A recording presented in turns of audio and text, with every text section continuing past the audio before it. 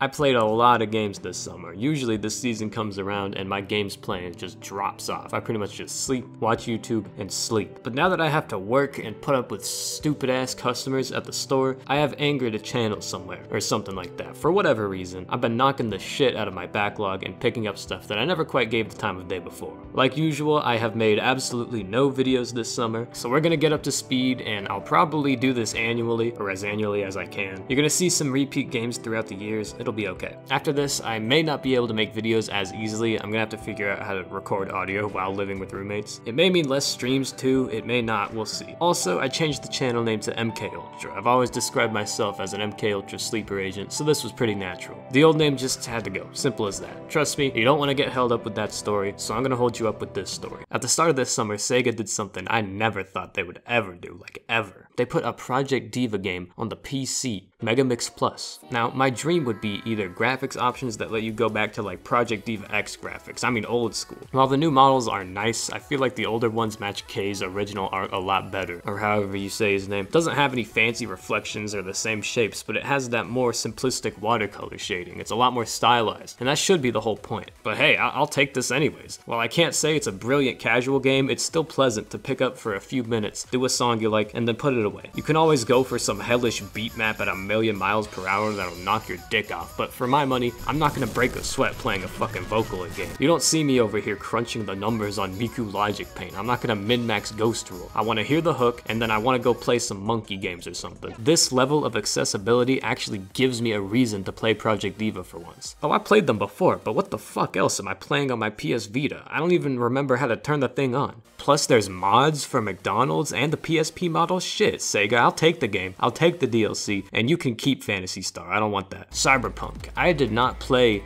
any Cyberpunk, which is a surprise because I love this game. Not only is it disgustingly underrated, it's got a lot more stuff than you think it does, and it can put up a real challenge with some of its secret endings. Not only have they not released any DLC, they haven't announced any, and yeah, considering what they just went through with delays and bad releases, that makes sense. So, I'll see you next year. Endless Space 2. Yeah, it's a game. It's a game I played. The real Endless Space, though, that was No Man's Sky. I like this game, dude. Seriously, it's got exploration. It's got cool spaceships. You can make money by blasting sentinels with like a space gun. There's pirate galaxies and crimes to commit. There's space dogfighting. They did a pretty good job with this one, but unfortunately, I feel like I'm the only person in the galaxy who wants to play it. Without friends and a clear goal in mind, I lost my drive pretty quick. Nevertheless, I won't forget how much I enjoyed the time I put into it. What my friends did want to play was Elden Ring multiplayer. This shit was cool, but then it broke and it wasn't so cool anymore. Paladins, they put Ruby in Paladins. I don't really like Ruby anymore, and I don't really like Paladins anymore, but I played it. I got the white skin. What do you want, man? I played Multiverses. It was like Smash, and I like Smash. EDF is a game where you shoot bugs.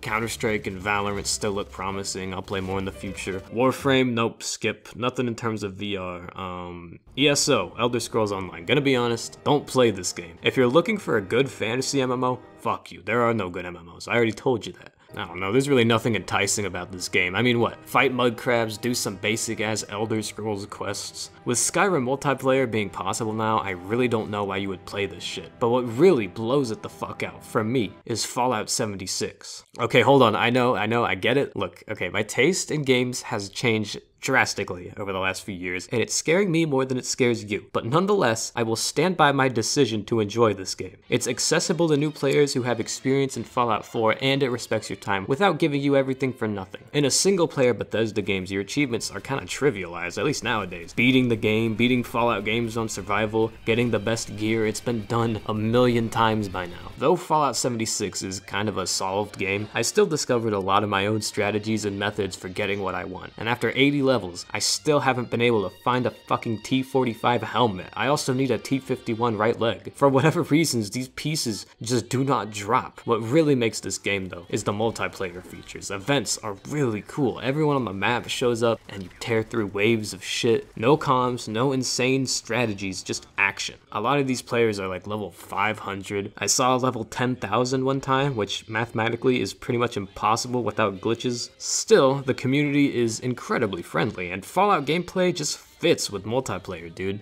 The gunplay Okay, actually, I take it back. But the systems they have set up are solid and honestly pretty impressive. For once in recent memory, it just works. There are some valid criticisms to this game. Half of the content is currently vaulted in the Atomic Shop. Battle passes are fucking stupid. Fallout First is a scam, but all this really means is my camp is a pile of bricks and I have to wear the Union uniform because I don't have a better outfit. I guess the graphics suck too, kind of like always. I mean, these are Half-Life 2 quality reflections on every surface in the game. I like it because it's nostalgic, but for everyone else, what the fuck were they thinking? Like, let people turn this off or something, dude. Single player storylines are also pretty bad in this game. Look, the story is ass, but the gameplay is fantastic, which brings me to my next game, Metal Gear Solid 5. Now, it all started when a few of my friends pressured me into playing Revengeance, kind of implying that the game was hard. But I whooped this game's ass the first time through, and even so, I thought it was near perfect. I like it when a game has some actual attitude, but more than that, it kind of had its own ideas to tweak Kojima's cinematic gameplay design, which, well, okay, it was just QTE sequences, but I still think it's awesome. Later on, I decided to kind of immerse myself into the entirety of Metal Gear Solid, just cause it was such a Metal Gear Solid angle at the time. And goddamn, I cannot overstate just how incredible this series is. Kojima is definitely prone to doing whatever the fuck he wants, so it's no surprise that the approaches he takes when making certain design choices are, to say the least, bold. But the originality and the depth of these games is fucking crazy. Without a doubt, this is easily one of the best game series of all time, and if you don't like Metal Gear 3, then fuck you. But they don't have 3 on PC, so I played 5 again. And actually, I started both Phantom Pain and Death Stranding at the same time, expecting to get through none of them. And you bet your ass I didn't get through Death Stranding. There's so much mystery, but nothing alluring about this game, so I said, okay, whatever. And I kept playing Phantom Pain, and whoops, 60 hours later, I just played all the way through it. This game had never really sucked me in when I tried it in the past, but recently,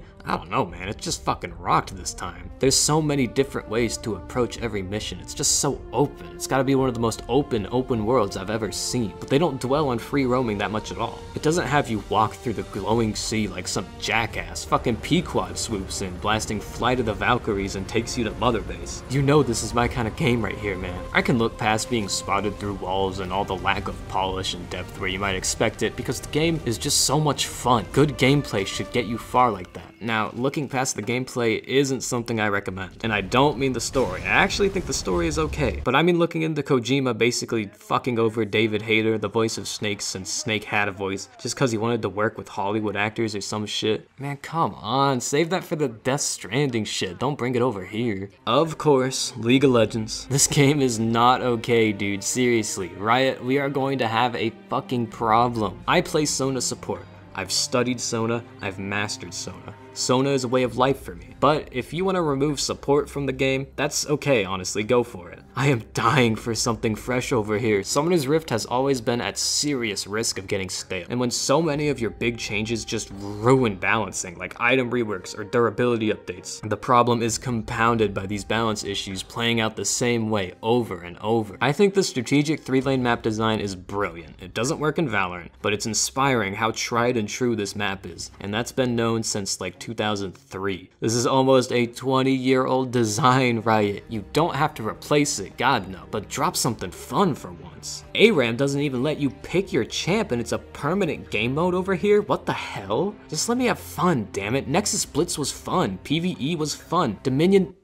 Okay, just do something though. What really boggles my mind is that, okay, take old champion designs like Jax. This shit is broken. This champ is not fair. But he's boring as hell to play. That's the trade-off. You make the strongest champions, but you don't let them get creative. You don't let Renekton animation cancel, right? You don't let Riven play without a mana bar. Except you do, right? Because you're fucking stupid. Thing is, newer champions are both broken and fun. Take Zeri. They had to nerf this bitch like 100 times. It's an incredibly original design, it's fun, and it's broken. You can't have all of that. If you want to make shit that's fun to play and throw balance out the window like you do with your champion design, why not do the same thing in separate game modes with new maps that won't be as competitive or strategically railroading like Summoner's Rift? Casual players are happy, Twitch streamers will still bitch and moan, but casual players are happy for once. Just give us this, right? It's a no-brainer. And for God's sake, next time you do something like Arcane, keep it on the DL. So many fucking idiots weasel their way into my Twitter feed talking about League loyalty or like they know anything about it. You have people shipping a toxic relationship because they heard it's canon and don't realize it's not supposed to happen yet. You have people shipping in my fucking Twitter feed. Oh, and these summer events have just been, just do something cool for once. I appreciate the Sona skin, but I want to see a little more hustle. And remove Yumi, remove Pike R, revert items, hit yes, and subscribe to MK Ultra for more videos on my next game, TF2. Honestly, I played more TF2 than I expected to. I shook off a lot of rust in casual, which is now playable. I played some tours. I got that much closer to developing a gambling addiction through crates. Through everything that goes on, be it in life, or in the world, or in the server you're connected to, TF2 always manages to be a fun-ass game. And with bots gone, I think I'm back on schedule to be playing this game for the rest of my life. I say bots gone like they're completely gone, they really aren't, but it's better now. While I still hold up my complaints and criticisms I've given the game recently, this game has a spirit that just won't die, and it's my game, and nobody else can have it, only me. So to close out, I'd just like everyone to go buy Fallout 76 on the PC. I'd like to see Metal Gear 3 come to the PC, and I'd like to see Project Diva X come to the PC, and I'd like to see the PS4 come to the PC, and ultimately, I'd like to see a VR game. I mean, what the fuck happened with this thing, guys?